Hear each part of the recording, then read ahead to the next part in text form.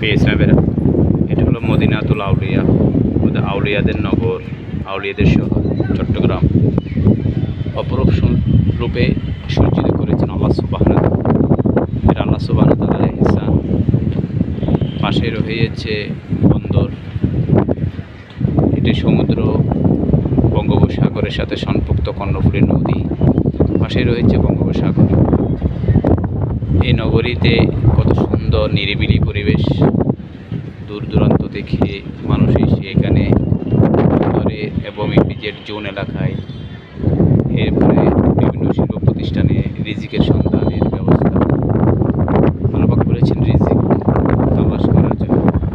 অনেকে নোয়াখালী, বরিশাল, উত্তরবঙ্গ বিভিন্ন অঞ্চল থেকে এসেছেন রিজিকের সুন্দর একটা নিরিবিলি পরিবেশ, কলহমুক্ত এই চট্টগ্রাম নগরী। ইসলামেরা নগরী, এই নগরীতে সুন্দরের পিছনে আল্লাহ সুবহানাহু ওয়া তাআলার দয়া রয়েছে। এখানে সাহিত্য রয়েছেন, এখানে ইসলাম প্রচারের জন্য যারা এসেছেন তাদের মধ্যে কুতুবুল আফতাব আলী শাহ রহমতুল্লাহ আলাইহি, বদর শাহ আউলিয়া, শাহ মুহসিন আউলিয়া, হযরত আমানুর শাহ থেকে শুরু করে অনেক আউলিয়া কেরাম এখানে ইসলামের দাওয়াত এসেছেন। আজ জুমাবারে আমরা নামাজের পরে পবিত্র কোরআনে কারিমে আল্লাহ সুবহানাহু ওয়া তাআলা বলেছেন, ইয়া আইয়ুহাল্লাযীনা আমানু সাল্লু আলাইহি ওয়া সাল্লিমু তাসলিমা। জামিয়া আহমদিয়া সুন্নিয়া আলিয়া একজন ছাত্র নামাজে ইমামতি করেছিলেন। নামাজের পরে আমরা নবীজিকে দাঁড়িয়ে সালামও দিয়েছি, কিয়ামও করেছি।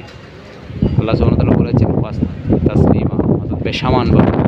আল্লাহ কোরআনের এই আয়াতে কারিমা সূরা হাজাবে আল্লাহ পাক বলেছেন আল্লাহ হাবিবের প্রতি বেসামানভাবে দিতে সালাম দিতে, তাই আমরা দিয়েছি আলহামদুলিল্লাহ। এটা পবিত্র কোরআনের একটা আমল। যারা এই আমলটি করেননি তারা কিয়ামত দিবসে শুধু পস্তাবেন, বুক আহাজারি করবেন, নিজের মাংস নিজে ছিঁড়ে ফেলতে চেষ্টা করবেন। ফেরেশতাদেরকে বলবে আমাদেরকে আবার পৃথিবীতে পাঠিয়ে দেওয়া হোক। আমরা গুমরাহীদের অনুসরণ করেছিলাম, আমরা গুমরাহ শায়েখদের অনুসরণ করি, ইউটিউবের চ্যানেলের মতো বক্তাদের বক্তব্যে প্রতি আসক্ত হয়ে আমরা নবীকে সালাম দিই। তাই পৃথিবীতে আমাদেরকে আবার পাঠিয়ে দেওয়া হোক। তখন ফেরেশতারা বলবে পৃথিবীতে আবার পাঠানো সম্ভব হবে না, একটা পথ আছে, এই পথ দিয়ে যাও, এটা হলো জাহান্নামের পথ। জাহান্নামের পথের দিকে ধাবিত করবে, চলে যাবে জাহান্নামে। নাউযুবিল্লাহ। ইসলামেরা যারা চট্টগ্রামে রয়েছেন, বিভিন্ন অঞ্চল থেকে এসেছেন রিজিকের সন্ধানে, অনেকের সাথে আত্মীয়তার বন্ধনে হয়েছেন আলহামদুলিল্লাহ। পবিত্র কোরআনের বাইরে কোনো ডিসিশনে যাবেন না। কোরআন হলো সংবিধান, কোরআন হলো গাইডলাইন।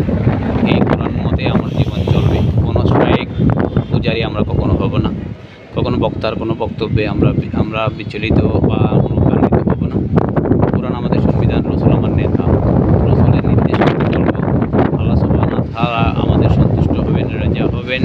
সকলকে সালাম ও মুবারকবাদ। আসসালামু আলাইকুম।